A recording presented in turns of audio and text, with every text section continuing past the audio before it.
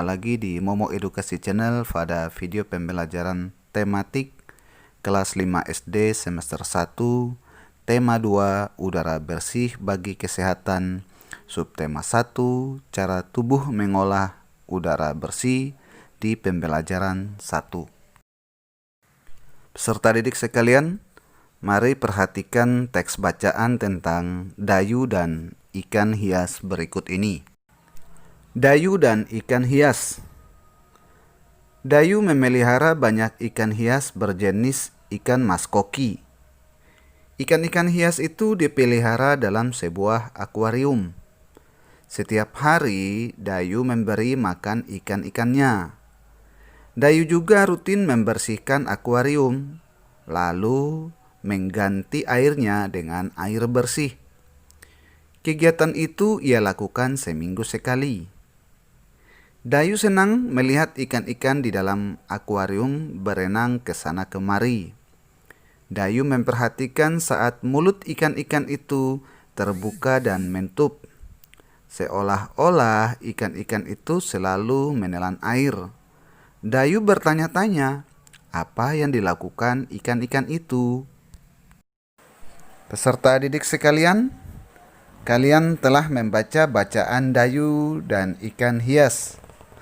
Perhatikan peta pikiran atau mind map pada cuplikan ini, lalu mari sama-sama kita mencari jawabannya dalam teks bacaan Dayu dan ikan hias. Kemudian diisikan jawaban-jawabannya di dalam kotak pertanyaan. Pertanyaan pertama yaitu apa nama jenis ikan hias yang dipelihara? Kira-kira ikan hias apa ya pada teks bacaan tadi? Nama ikan hiasnya berjenis ikan mas koki. Pertanyaan kedua yaitu siapa yang memelihara ikan hias? Yang memelihara ikan hias adalah Dayu. Pertanyaan berikutnya yaitu kapan ikan hias itu diberi makan? Pada teks bacaan, Dayu memberi makan ikan setiap hari. Pertanyaan berikutnya, di mana ikan hias itu dipelihara? Ikan hias itu dipelihara di dalam akuarium. Pertanyaan berikutnya yaitu, kapan akuarium itu dibersihkan? Dalam teks bacaan Dayu dan ikan hias, akuarium itu dibersihkan seminggu sekali. Dan pertanyaan yang terakhir, apa yang diperhatikan Dayu saat melihat ikan-ikan hiasnya? Yang diperhatikan Dayu adalah Dayu memperhatikan saat mulut ikan-ikan itu terbuka dan menutup. Seolah-olah ikan-ikan itu selalu menelan air. Nah, itulah mind map atau peta pikiran dari teks bacaan Dayu dan ikan hias.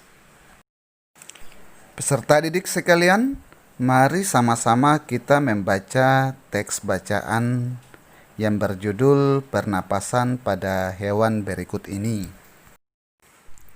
Pernapasan pada hewan. Seperti manusia, hewan juga bernapas untuk mengambil oksigen dan membuang karbon dioksida. Namun, sistem pernapasan pada hewan berbeda dari manusia. Bahkan, sistem pernapasan pada hewan pun berbeda-beda sesuai jenisnya. Berikut sistem pernapasan pada beberapa jenis hewan. Yang pertama adalah alat dan sistem pernapasan pada cacing tanah atau vermes. Cacing tidak mempunyai alat pernapasan khusus. Cacing bernapas melalui permukaan kulit. Kulit cacing selalu basah dan berlendir untuk memudahkan penyerapan oksigen dari udara. Oleh karena itu, cacing menyukai tempat lembab untuk menjaga supaya kulit tubuhnya selalu basah dan berlendir. Di bawah permukaan kulit cacing yang tipis terdapat pembuluh udara. Saat udara masuk melalui kulit, oksigen diikat oleh darah. Pada darah, cacing terkandung hemoglobin sehingga mampu mengikat oksigen. Oksigen yang diikat oleh hemoglobin lalu diedarkan ke seluruh tubuh. Zat sisa pembakaran berupa karbon dioksida dan uap air dikeluarkan dari tubuh juga melalui permukaan kulit. Yang kedua, alat dan sistem pernapasan pada serangga atau insekta. Seperti hewan lain, serangga bernapas dengan mengisap oksigen dan melepaskan karbon dioksida. Namun, alat pernapasan serangga berbeda dengan hewan lain. Alat pernapasan serangga berupa trakea, yaitu sistem tabung yang memiliki banyak percabangan di dalam tubuh. Percabangan trakea disebut trakeola. Trakea mengedarkan oksigen langsung ke semua sel tubuh dan organ serta menyerap karbon dioksida dari semua sel tubuh untuk dibuang. Udara memasuki trakea melalui pori-pori kecil di permukaan tubuh serangga yang disebut spirakel. Selanjutnya, udara beredar melalui pembuluh udara kecil. Sel-sel tubuh mengambil oksigen langsung dari pembuluh udara kecil itu. Karbon dioksida dari sel akan mengalir ke trakeola, lalu dibuang melalui lubang spirakel.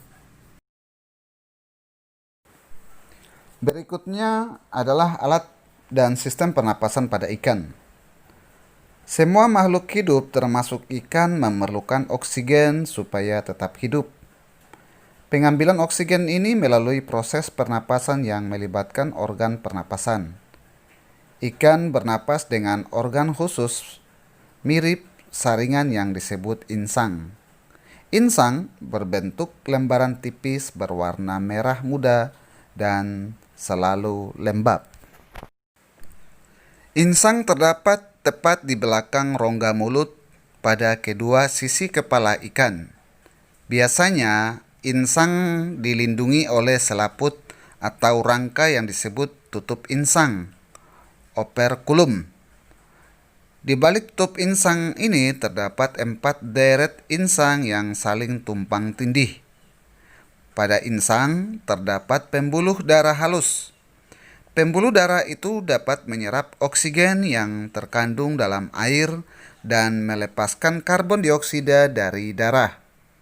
Insang juga berfungsi sebagai alat pengeluaran garam-garam dan sebagai penyaring makanan. Untuk memperoleh cukup oksigen, mulut ikan dan insang bekerja bersama-sama seperti pompa isap air.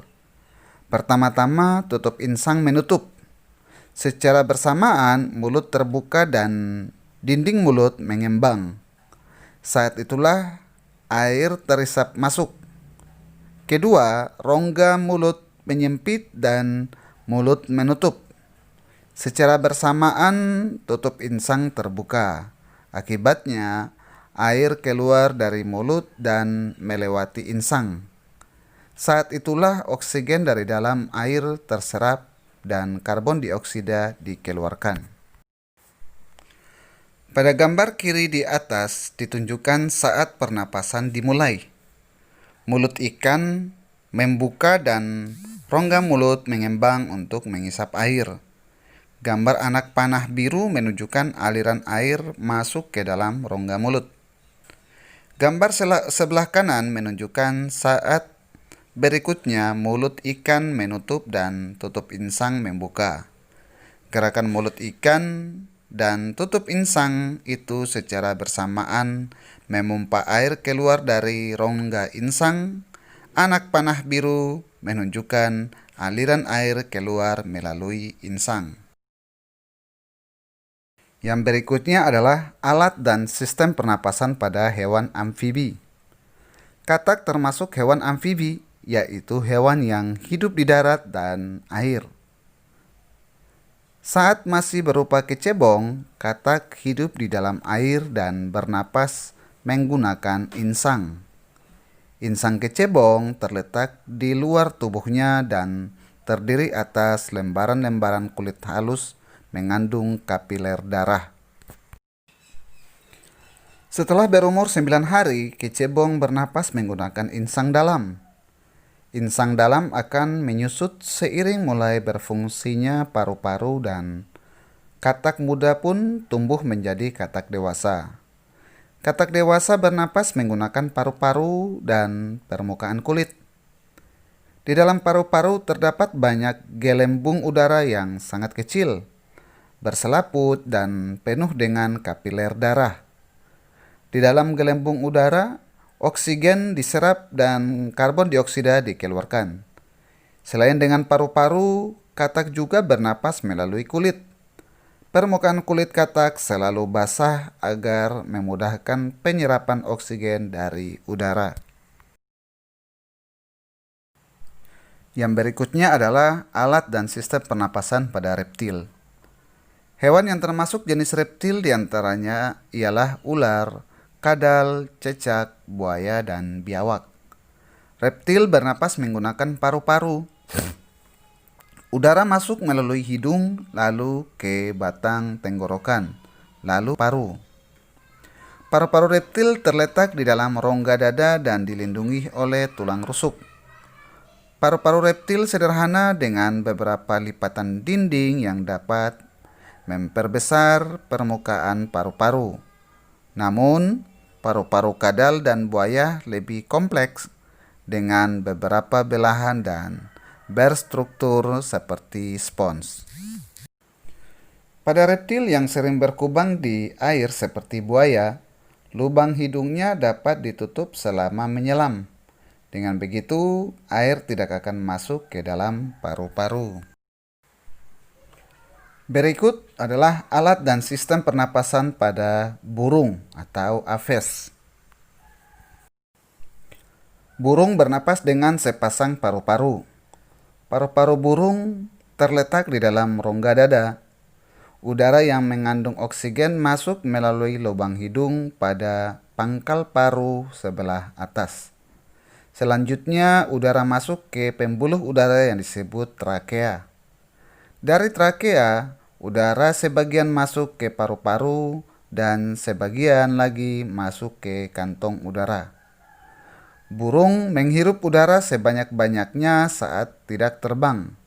Sebaliknya, saat terbang, burung tidak menghirup udara. Udara diembuskan dari kantong udara ke paru-paru. Kantong udara burung berfungsi sebagai tempat menyimpan udara. Saat tidak terbang, burung menghirup udara sebanyak-banyaknya. Udara yang dihirup itu kemudian disimpan dalam kantong udara. Saat terbang, burung tidak menghirup udara melainkan mengambil dari kantong udara. Kantong udara juga membantu burung saat terbang, membantu mencegah hilangnya panas tubuh yang terlalu besar dan memperkeras suara.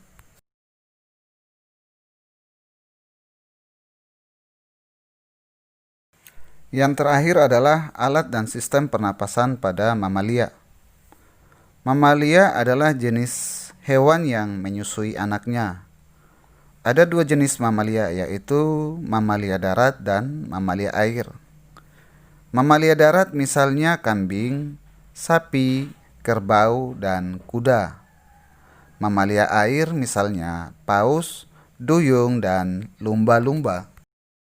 Alat pernapasan mamalia darat terdiri atas hidung, pangkal tenggorok, batang tenggorok, dan paru-paru. Perhatikan gambar organ pernapasan kuda berikut. Pada mamalia air, hidungnya dilengkapi dengan katup. Saat mamalia tersebut menyelam, katup akan menutup. Sebaliknya, saat mamalia tersebut muncul ke permukaan air, katup terbuka. Saat itulah mamalia air tersebut akan menghirup oksigen serta mengeluarkan karbon dioksida dan uap air. Demikian video pembelajaran tematik singkat dari saya. Kurang dan lebihnya saya mohon maaf. Jumpa lagi di video pembelajaran tematik kelas 5 SD semester 1 selanjutnya. Jangan lupa like, share, komen, dan subscribe. Wassalamualaikum warahmatullahi wabarakatuh.